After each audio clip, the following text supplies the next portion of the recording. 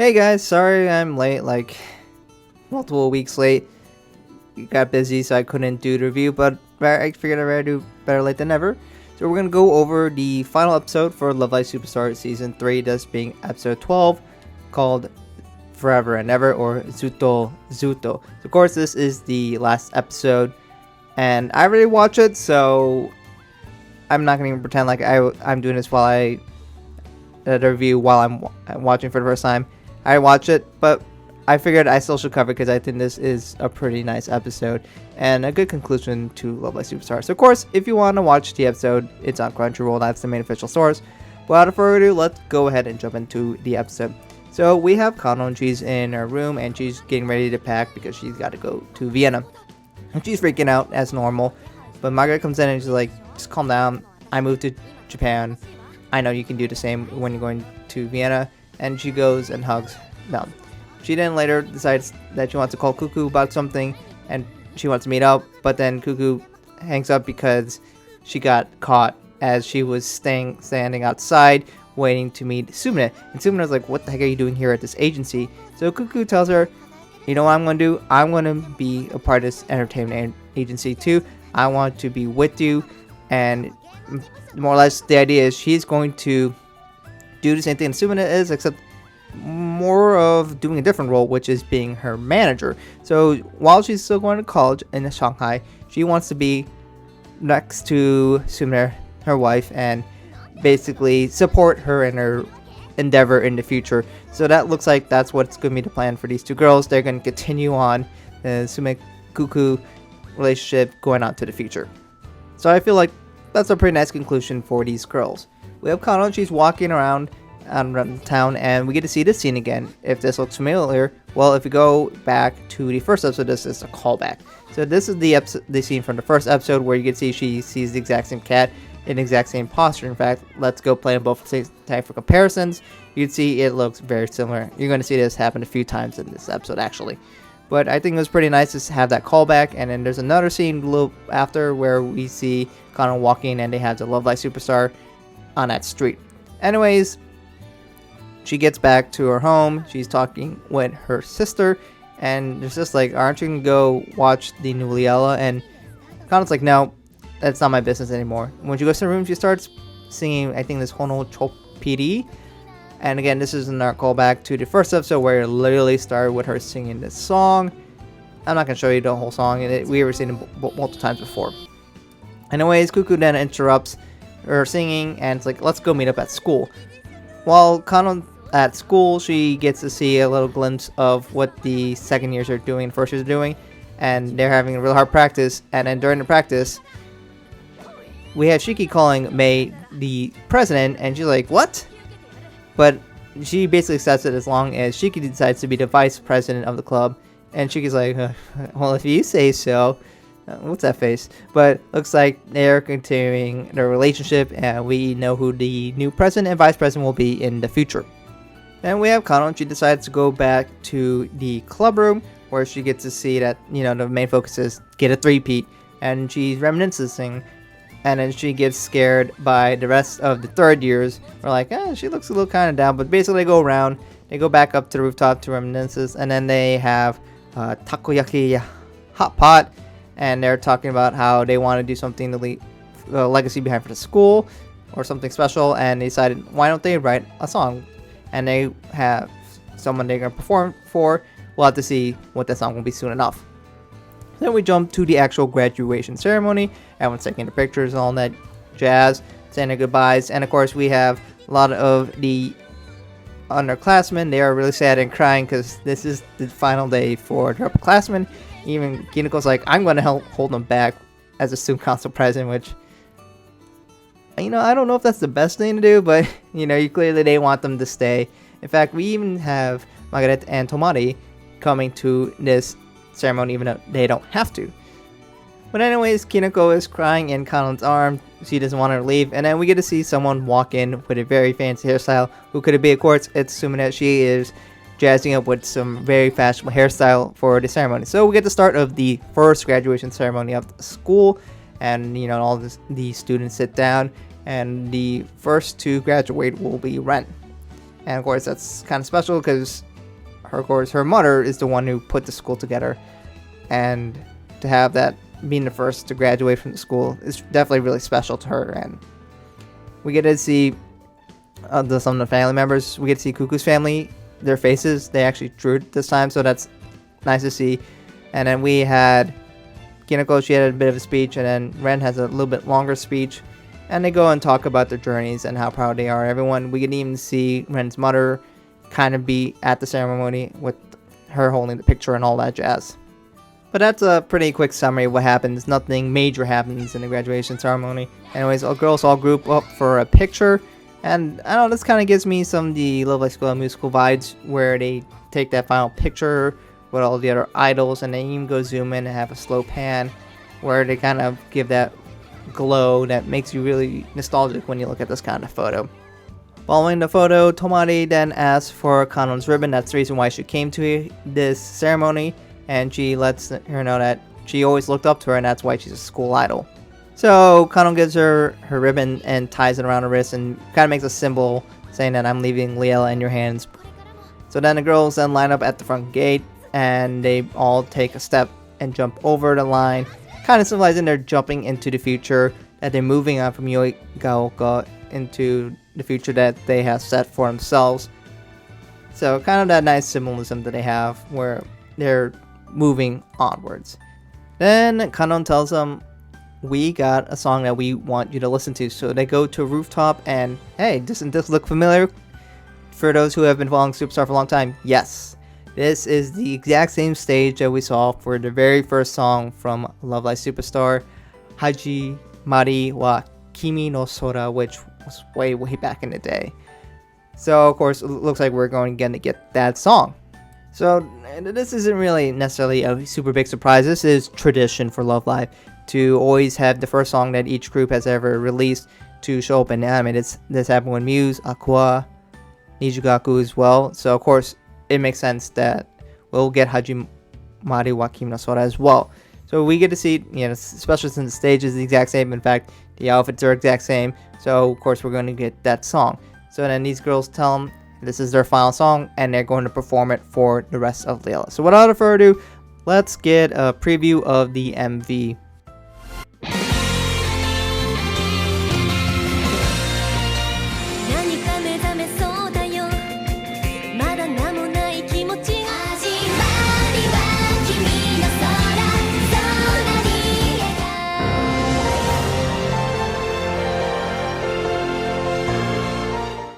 So I'm sure to some of you this was extremely familiar because, well, most of the scenes are literally exact same frame by frame. That's why I'm playing both of you from left and right. And you can see a lot of them are the exact same. Granted, they changed some of the story scenes, the in-between scenes, and they showed a little bit more choreography here and there, but it's pretty dang identical almost everywhere. So, and there isn't a whole lot new. But as for the new scenes, there's this scene, for example, once they come to this part, and they have the feathers, and they end it with Love Live Superstar. So then it does continue a bit more past this. It goes to the second chorus, but it slows down. If you listen carefully, you can hear that it's no longer the original version of Haji Mari wa Kimi no Sora. It's actually the whole group, and it's more of a slower down version of this song. So they're going to release that at some point, but it's called the 11th version of the song.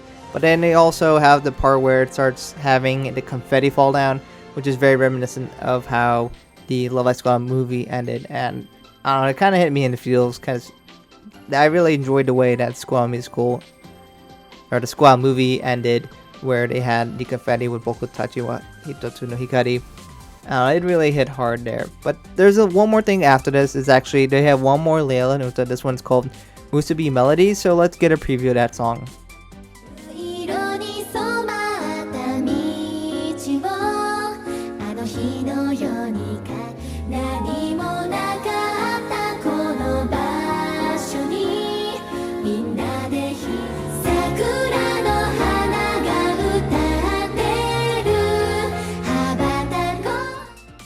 So that was Musubi Melody, and I really like the fact that they showed all the outfits throughout all Love Live Superstar from beginning to end in chronological order.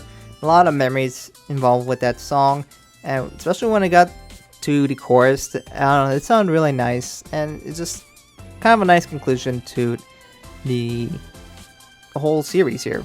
And then we got this last image. You get to see that they got 3 feathers, one for each season. You can see each one has colors representing the image colors for each girl. You can see, for example, all the way on the left, that's season 3 because there's 2 colors. It's Margaret and Tomari's colors. So I think that's kind of cool to have. But anyways, that's it for Lovely Superstar. Traditionally, at the very, very end of an episode, they would announce what they're doing next. Like season 2 or season 3 or season 4 is coming out.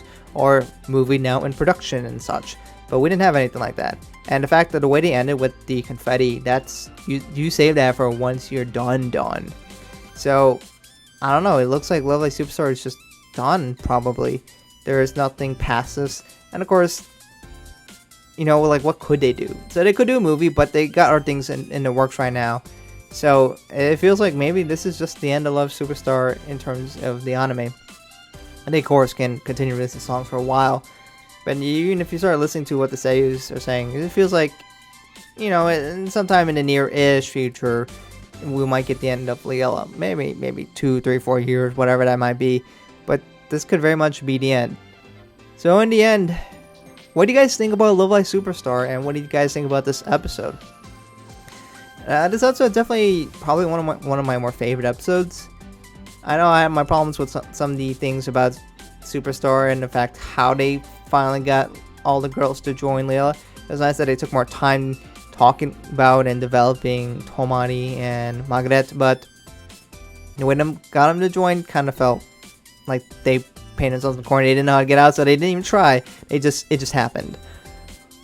But I did appreciate how they're talking about the future for each girl. What are they going to do? Because we never really learned what they're going to do, but now we kind of have an idea of what they're going to do, which is great to see. So we have an idea of how they're going to continue into the future. Of course, we don't know what the other girls are going to do, but it's nice to have a definitive answer of what they're going to do. And there was no graduation song itself, which, you know, it's kind of a shame, but I appreciated it because a lot of things they did, it kind of hit you in the feels. The way they did Hajima Wakini, so the way they transitioned from the more or less the mostly reused MV to the way they did the credit scenes, that hit hard, and the way they started preparing for the future. So in the end, I kind of teared up a little bit here and there watching this episode. And not a lot of Love Live episodes quite do that for me, but I'd say this one definitely did a pretty good job. So that will be it for Love Live Superstar. There isn't likely to be anything past this. I guess they could if they wanted to, but the most they could really reasonably do is movies, because it would be kind of unfair to kick out seiyus and transition them out unless they actually want to themselves. So we'll have to see. But in the end, we got to see the original OG5 go through the 3 years, which I thought was nice to see. To see them grow up, become freshmen, and or first year go to second year and third year, which was something I always wanted to see, and see how that would happen. So in the end, we got to see it, and for what it's worth, I am glad we were able to see that happen. But then now we're kind of just done. And of course, there's still more stuff coming out in the future. We still got more Nijigaku movies and such. But it almost feels like, well, what's next? Are they just going to start a new project? Are they going to finally give Hasana Sora an anime? School Musical got a show, I guess. I don't know. But anyways, let me know what you guys think about this in the comments below.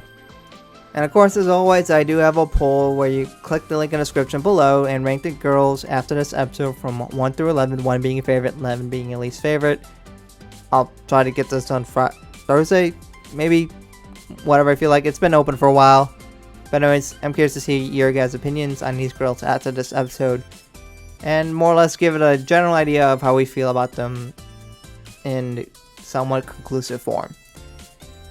But anyways, let me know what you guys think about this episode. I'm curious to see how you felt about it. How did you feel about how they have and reused Hajime wa Kimi no Sora. How did you feel about season 3 as a whole, and how do you feel about Love Live Superstar as a whole? Did you like this conclusion? And what do you think is the future for this franchise? Well, we can definitely talk about that more in the future as well. But anyway, thank you guys for watching, and hope to catch you guys in another video soon.